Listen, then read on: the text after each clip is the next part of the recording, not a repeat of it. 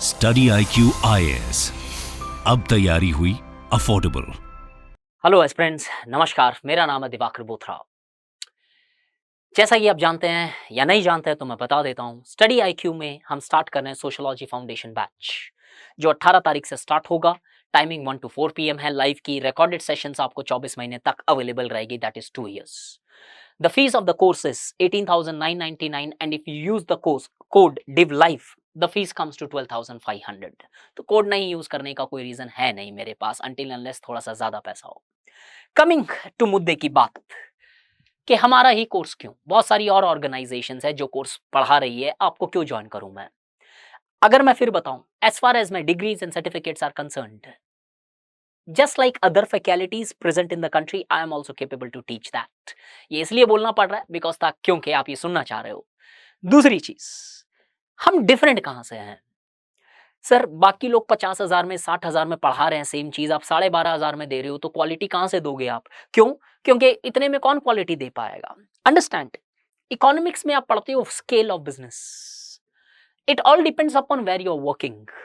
सो technically मैं खुद मेरी एकेडमी में जब पढ़ाता हूं तो टेक्निकली वहां पे 60,000 रुपीज फीस पहुंच जाती है।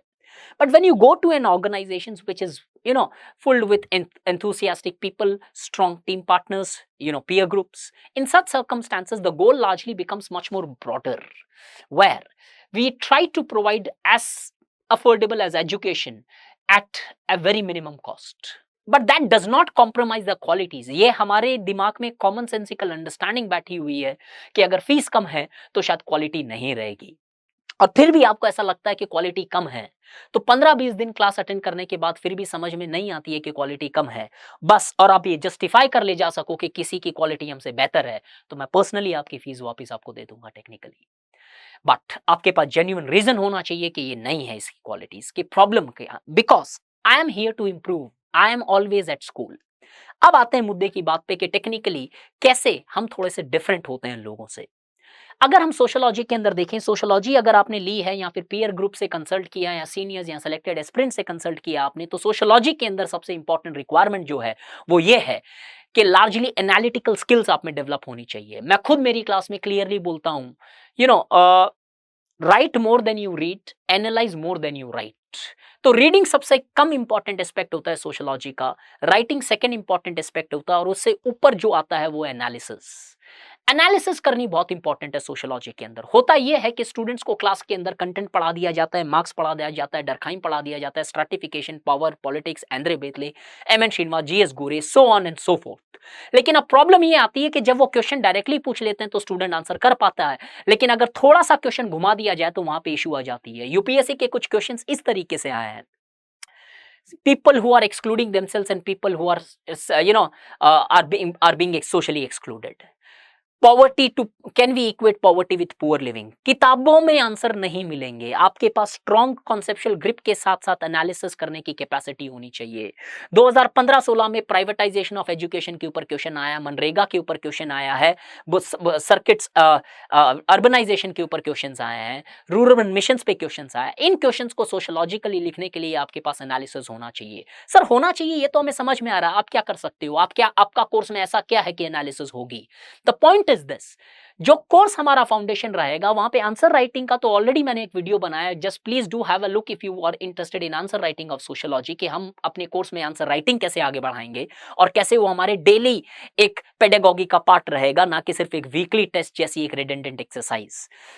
अगर हम इंटीग्रेशन की बात करें तो सोशियोलॉजी में आपको कंटेंट यूज करना आना चाहिए, और हमारा मेन फोकस एम्फसाइज ये रहेगा कि जो कंटेंट हम क्लास में पढ़ रहे हैं मैं आपको बताऊंगा कि ये कौन से सिलेबस में कैसे यूज करना है, कैसे इंटीग्रेट करना है। So this course specifically focuses on the integration and usability. Sir कहना बहुत आसान है, जैसे करके तो दिखाओ एक बार। जैसे एक एग्जांपल देता हूं, इफ यू लुक इनटू, जब मैं अगर आपको डेवलपमेंट डिपेंडेंसी पढ़ाऊंगा थियरी सोशल चेंज के चैप्टर के अंदर, तो हम देखते हैं कि आत्मनिर्भर भारत का एक कॉन्सेप्ट आया है, तो मैं उसको एजी फ्रैंक, इमैनुअल वेलेस्टीन या रॉल प्रेबिश से कनेक्ट करूंगा। जैसे हम अगर कॉमन सेंस नॉलेज में आएंगे तो कुछ पेपर 2 के स्कॉलर्स हैं जो कॉमन सेंस के ऊपर, एंद्रे बेतले बोलते हैं कि sociology needs to be separated from the common sense knowledge in order to become a serious discipline. ऐसी चीजें हम कनेक्ट करेंगे। जैसे sociology's comparison with social science जब आएगा तो मैं आपको कनेक्ट करके बताऊंगा कि कैसे हम देखते हैं कि बहुत सारे स्कॉलर जो डायरेक्टली इस पे नहीं बोल रहे हैं यूज किए जा सकते हैं। मैक्स वेबर की प्रोटेस्टेंट एथिक और स्पिरिट ऑफ कैपिटलिज्म यूज की जा सकती है in order to establish a correlationship between economics and sociology. Social movement के लाज भारत जोड़ो यात्रा कैसे हम सोशल मूवमेंट में यूज कर सकते हैं, और वो सेम चीज हम कैसे बोथ पॉलिटिकल साइंस और सोशियोलॉजी की रिलेशनशिप डिस्कस करने के लिए यूज कर सकते हैं। ग्राम्स्की का कॉन्सेप्ट हेजिमोनिस्टिक आइडियोलॉजी और अल्टरनेटिव आइडियोलॉजी किस तरीके से हम सोशल चेंज के अंदर भी यूज कर सकते हैं, और किस तरीके से हम वुमेन एम्पावरमेंट में यूज कर सकते हैं या फिर इनइक्वालिटीज में यूज कर सकते हैं। स्टेट और ग्लोबलाइजेशन के अंदर कैसे ये बढ़ती प्रोटेक्शनिस्ट पॉलिसीज हम यूज करेंगे स्टेट की थियरीज के अंदर। ये इंटीग्रेशन इतना ब्रॉड रहेगा कि इनिशियल फेज में आपको लगेगा सर इतना इतना इंटीग्रेट कैसे होगा, लेकिन जो स्टूडेंट मेरे फिलहाल अभी हैं 3 महीने तक मैंने अभी जो फिलहाल जिनको पढ़ाया है वो खुद इतने ब्रिलियंट आंसर्स लिख सकते हैं जो शायद पहले दिन वो रोते थे, गुज़बम्स आते थे कि कैसे करेंगे। क्यों? एक दिन चीजें डिफिकल्ट लगती है, जिम जाते हो तो पहले दिन सीधा 100 किलो नहीं उठता है, धीरे धीरे धीरे धीरे प्रैक्टिस के टाइम पे होता है।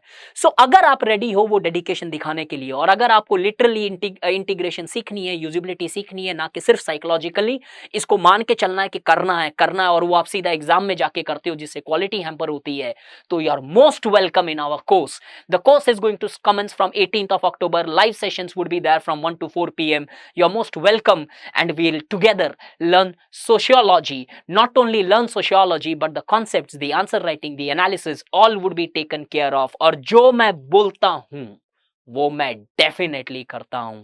If you look into my history over net as well, you will find some that yes, जो प्रॉमिस की है वो आपको डिलीवर होगी, what may come in this world. Thank you so much. जय Hind, happy studying. Study IQ IAS, अब तैयारी हुई अफोर्डेबल।